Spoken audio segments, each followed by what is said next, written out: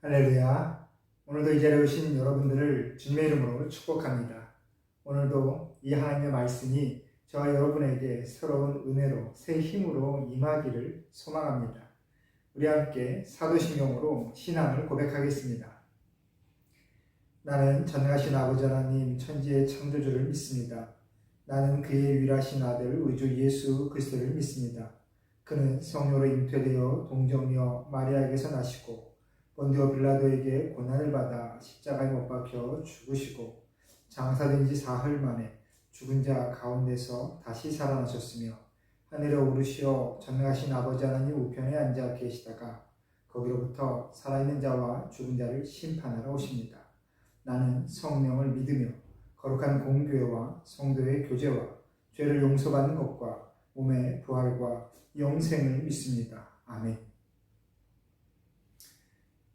오늘 우리에게 주신 하나님의 말씀은 레위기 16장 23절부터 34절까지의 말씀입니다. 우리 한마음으로 말씀을 읽겠습니다.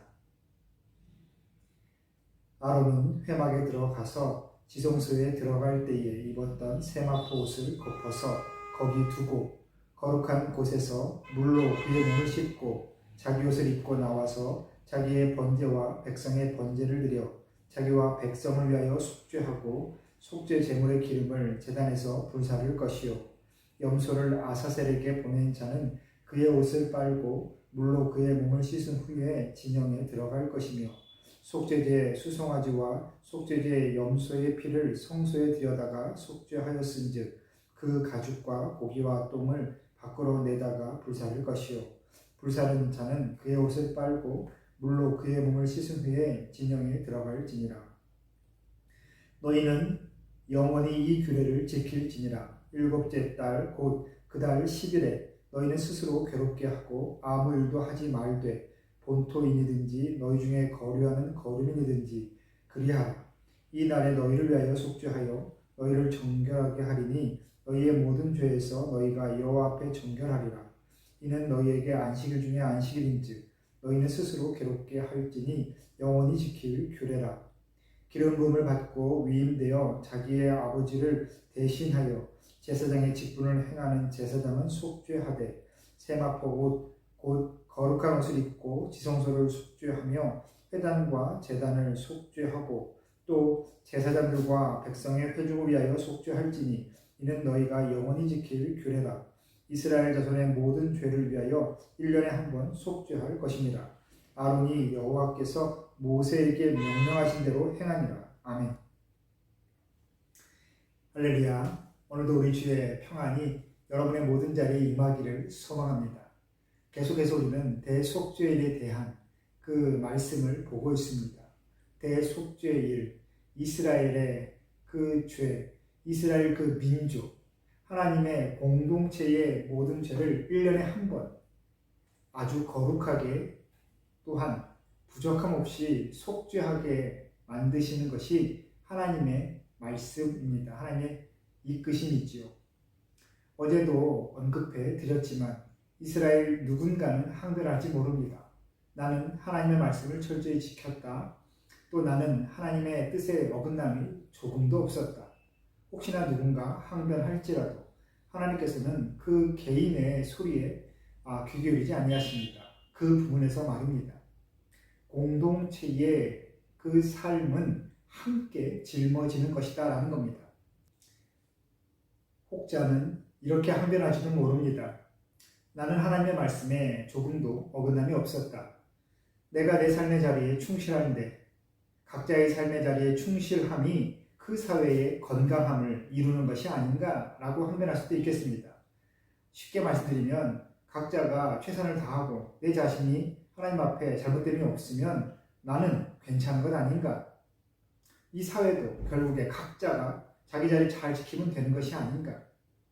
하지만 하나님께서는 대속죄일을 우리에게 지키라고 명령하시면서 공동체의 삶이 결코 혼자만의 삶이 아니다라는 것을 가르쳐 주십니다. 사람이 함께 모이면 함께 수행해야 되는, 짊어져야 되는 삶의 무게가 있는 것이죠. 학교, 모임, 여러분들이 마음에 들어 하시는 여러 친목 모임들이나 아니면 사회에서 맺게 되는 모임, 하다못해 회사, 학교, 사업장, 나라, 국가, 또 국가 간의 연합, 사람들의 무리가 지어지게 되면 그 공동체가 짊어져야 되는 그 삶의 무게가 있고 또한 해야 되는 역할이 있는 것입니다. 하나님의 공동체, 하나님의 가족, 하나님의 민족도 마찬가지였습니다. 그런데 그 일을 수행하며 혹시라도 하나님의 뜻에 어긋나거나 하나님을 떠나 행동하게 된 일이 분명히 있었다라는 것이죠. 사람의 감정과 사람의 생각과 또한 사람의 현실, 우리의 현실 가운데에 어쩔 수 없이 선택해야 되는 인간 중심적인 우리 개인의 그 삶이 중심이 된 그러한 선택, 그러한 삶의 모습이 분명히 있다라는 겁니다. 그때에 하나님의 말씀에 어긋나게 되고 하나님의 뜻에 어긋남이 있고 또 하나님께 뜻을 묻지 아니하고 하나님께 기도하며 하나님의 뜻에 귀 기울여 하나님의 인도하심에 순종하려고 애쓰지 아니하고 내가 결정하여 선택하여 짊어진 그 결과도 분명히 있다라는 겁니다. 여러 부연 설명을 하다 보니 길어지는데 그렇게 모여진 그 공동체의 삶을 돌아보며 그 정결함을 회복하여 결국 그 공동체 안에 하나님의 의로움이 온전하게 세워지도록 반드시 대속죄를 통하여 정결함을 입어야 된다라고 말씀하십니다. 오늘날의 우리 교회, 성도들의 모임도 마찬가지입니다. 각자의 신앙생활, 각자의 삶의 자리가 다 틀립니다. 원하는 것도 틀리고 삶의 목표, 또 신앙의 목표도 틀리겠지요. 맺고자 하는 믿음의 결실도 틀립니다. 하지만 이 땅 아래, 믿음 아래에 한 가족이 되었다라고 감히 고백한다면 믿음의 가족이 함께 짊어져야 되는 그 수고의 무게가 반드시 있는 겁니다. 그것을 외면한다면 하나님께서 그 공동체를 이루게 하신 뜻을 어긋나게 행동하는 것이지요.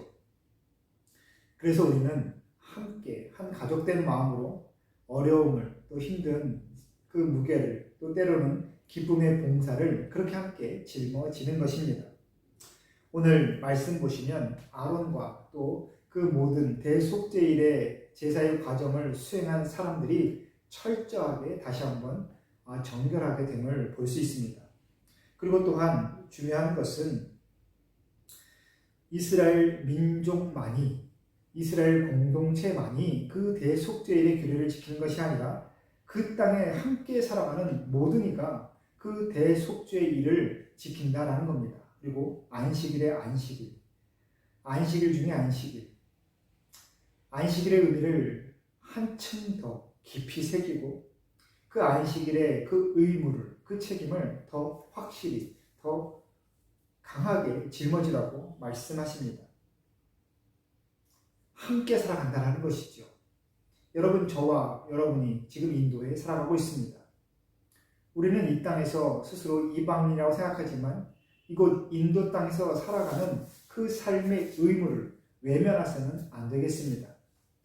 우리는 이곳 인도에서 내가 얻을 그 이익만을 취하고 이 땅에 그 삶이 일상이 어떻게 어그러지는지 관심을 갖지 않은 그런 사람들이 분명히 아니지요.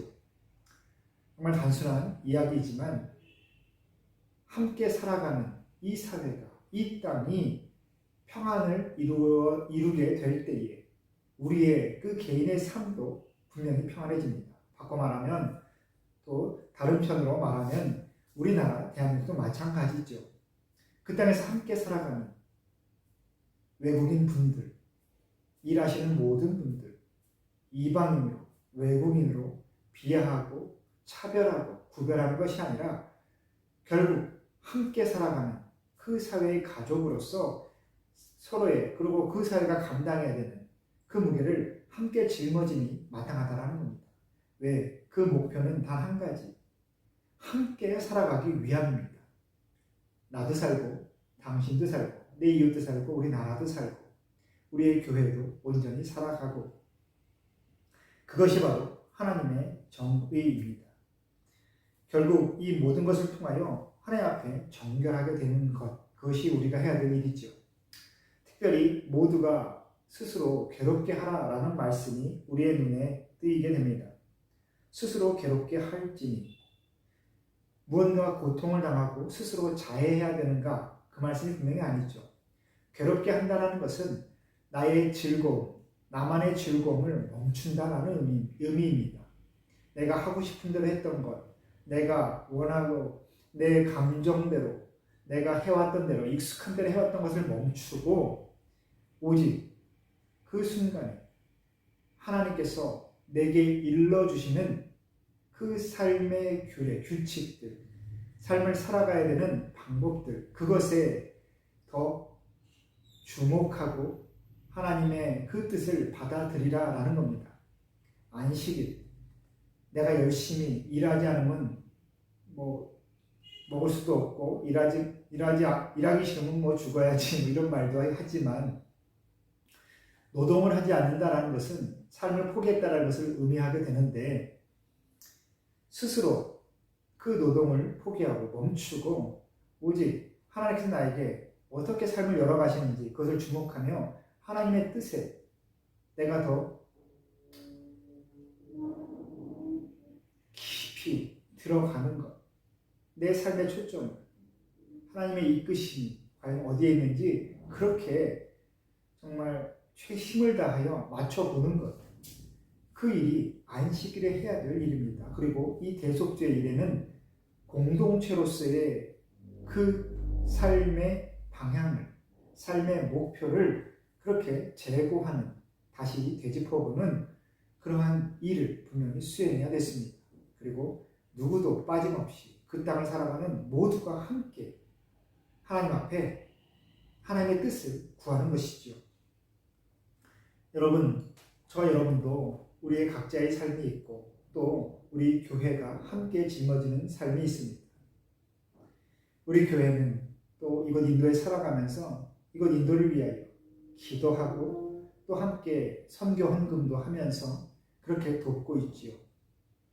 그 도움은 다른 사람의 삶을 내 돈으로 도와준다는 것이 아니라 하나님께서 내게 주신 것을 하나님께서 바라보시는 그 영혼들에게 내가 돌려준다라는 것.